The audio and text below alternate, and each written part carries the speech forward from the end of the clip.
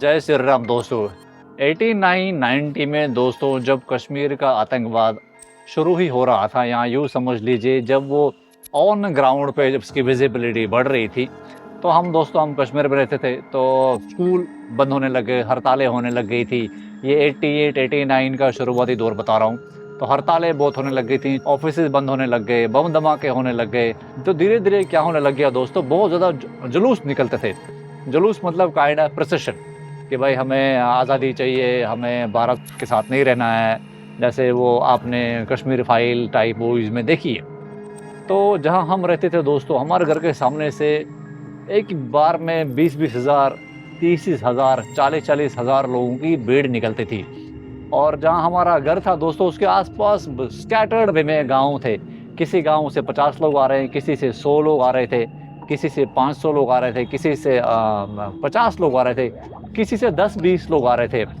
But somebody या some system was doing the liaising on the ground, जो उन 50-50, 60-60, 70-70, 20-20, 30-30 लोगों को उस जुलूस में ला रहा था। तो जुलूस का पैटर्न क्या था दोस्तों कश्मीर में, कि अलग-अलग गाँवों से दोस्तों, जगहों से, समझ लीजिए जैसे हम जहाँ रहते थे, तो अलग-अलग गाँवों से दोस्तों थोड़े-थोड़े लोग इकट्ठे करके फिर एक मेन टाउन में इकट्ठा होते थे। उस टाउन में जैसे धीरे-धीरे वो बढ़ते थे आगे, तो सेम तरीके के नारे लगाते थे। समझ लीजिए जैसे अगर मान लें श्रीनगर में या अनंतनाग में किसी एक चौक पर अगर उनको मिलना होता था, तो उस चौक पर अगर उनकी टारगेट ऑडियंस या टारगेट फिगर था कि 40,000 लोग, 50,000 लोग आए, तो वो 50,000 लोग दोस्तों कम से कम 300-400 गाँवों से आते थे। उन 400 गाँवों से सेम तरीके के नारों के साथ वो वहाँ पहुँचते थे। फिर वो धीरे-धीरे जैसे आप वो 26 जनवरी की परेड देखते हैं, डिफरेंट इवेंट्स हो रहे होते हैं, बच्चे यहाँ से आ रहे हैं या फौजी यहाँ से आ रहे हैं, फिर वो मिलकर फिर कुछ एक प्रेजेंटेशन प्रेजेंट कर रहे हैं। एक सिमिलर सिचुएशन समझ लीजिए दोस्तों, इसी तरीके से अलग-अलग गाँवों से वो लोग इकट्ठा होकर आते थे। फिर एक बड़ा जुलूस बनता था, फिर वो जुलूस पूरा दिन के लिए वो रोडें जाम हो जाती थी, and then they used to went away. मैं जब छोटा था बहुत, जब मैं बड़ा हुआ था, आई यूज्ड टू थिंक कि who was organising those processions?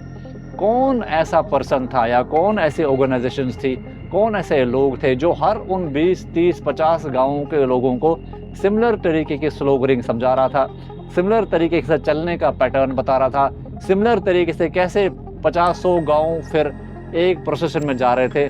क्यों वहाँ पर कोई मिसमैनेजमेंट नहीं हो रहा था? क्यों कोई अलग डिस्कशन नहीं हो रही थी? Who was training them?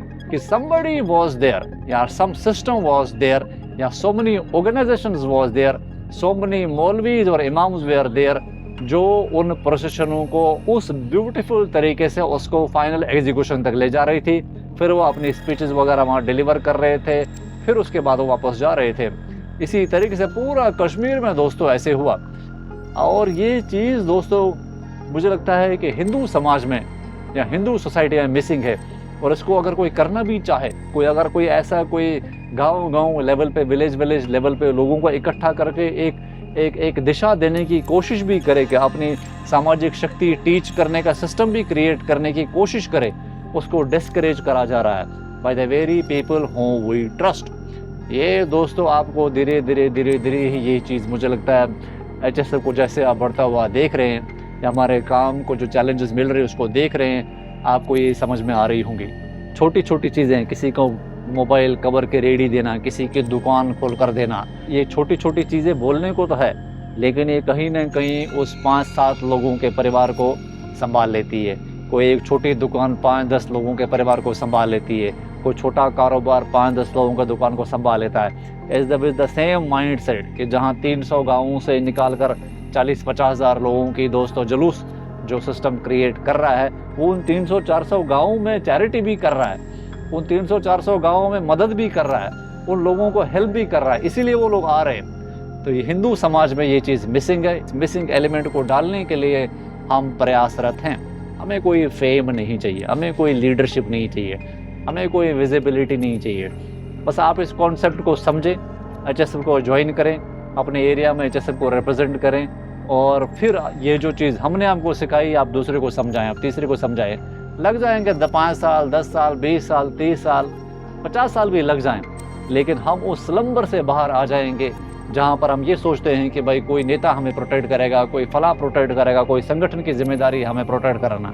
नहीं, आपकी ज़िम्मेदारी आपको प्रोटेक्ट करना, हमारी ज़िम्मेदारी हमें प्रोटेक्ट करना, आपके बच्चे और आपकी फैमिली की सुरक्षा की ज़िम्मेदारी आपकी है, उसके बाद देश की है, सरकारों की है, सिस्टम की है, पहली प्रायोरिटी आपकी है। वो चीज़ कौन सिखा रहा है आपको?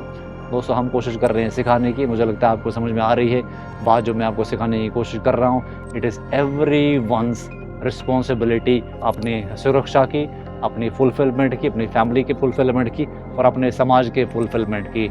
आज क्या हुआ दोस्तों, ऐसे ही क्रम में एक परिवार की हमने कुछ टाइम पहले वीडियो बनाई थी और उस परिवार की आज मदद हुई है, उसके कारोबार की हेल्प हुई है।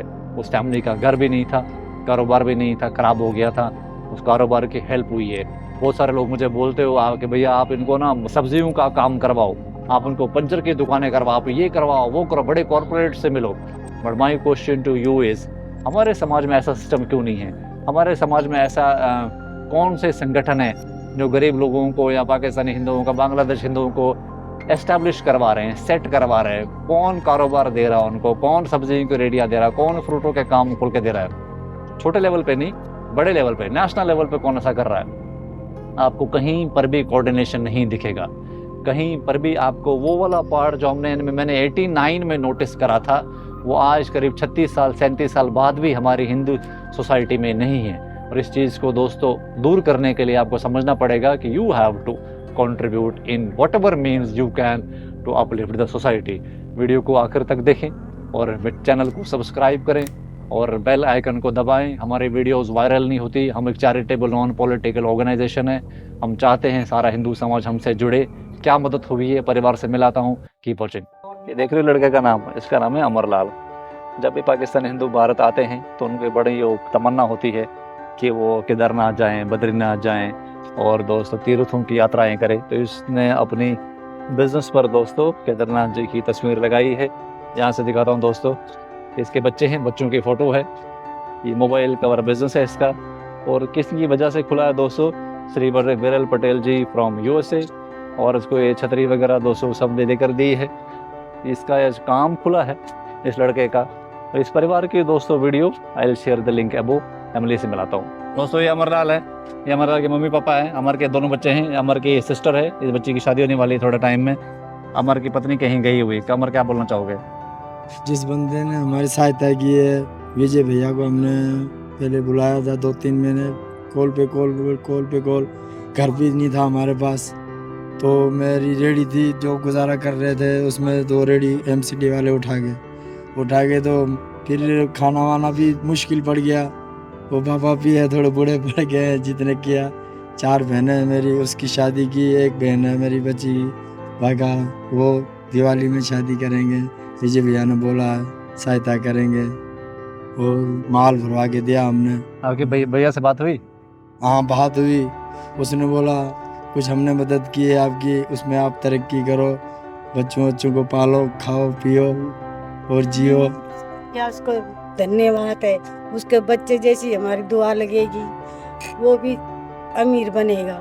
अच्छी बात है। हाँ, वो भी अमीर बनेगा, जैसे हमारी खुश होगा भगवान करे, वो माता रानी करेगा, वो भी खुश होगा। बहुत अच्छी बात है कि बच्चे भी खुश होंगे, हमारी सहायता की है। ठीक है, आप भी खुश हो? हम तो खुश हम भी हैं। खुश हैं। ठीक है बच्चे दोस्तों, दिस इज द फैमिली, पारिवारिक दोस्तों संगठन है।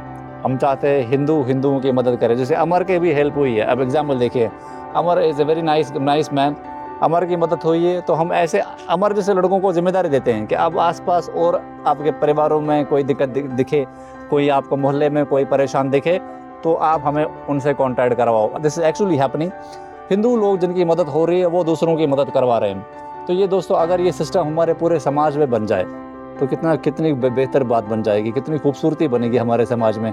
Everybody should know that there is a system which is helping Hindus. तो हिंदू समन फाउंडेशन का बनाने का पर्पज़ ही यही है दोस्तों, आप सामने आए, ऐसे एक दूसरे की मदद करें। 1400 साल दोस्तों मुसलमान समाज हमसे आगे है इस चीज़ में, क्रिश्चन समाज 2000 साल आगे है। हिंदू समाज क्यों पीछे रहे? हम सोसाइटल स्ट्रेंथ क्यों नहीं बना रहे हैं? क्यों टीच नहीं कर रहे हैं? सॉलिडेरिटी को क्यों नहीं सामने ला रहे हैं? सोल्यूशन दोस्तों इसका HSF ने दिया है। इस सोल्यूशन के तहत आप HSF को ज्वाइन करें, सपोर्ट करें, डोनेट करें। बहुत सारे अमर जैसे परिवार हैं जिनकी और मदद की ज़रूरत है। For that we need your support. संगठन का विस्तार करने के लिए we want you to join HSF membership. और दोस्तों if you have any questions make sure कि आप कमेंट में या मुझे कॉल करके, मेरा नंबर वीडियो डिस्क्रिप्शन में मुझसे पूछ सकते हैं। जो विरल भाई हैं जिन्होंने इस फैमिली की मदद करी है उसके लिए कुछ लिखें आप, और ताकि विरल भाई जैसे और लोग सामने आए और जो और हिंदुओं की मदद हो सके। जय Shri Ram, keep voting, keep supporting. Thank you.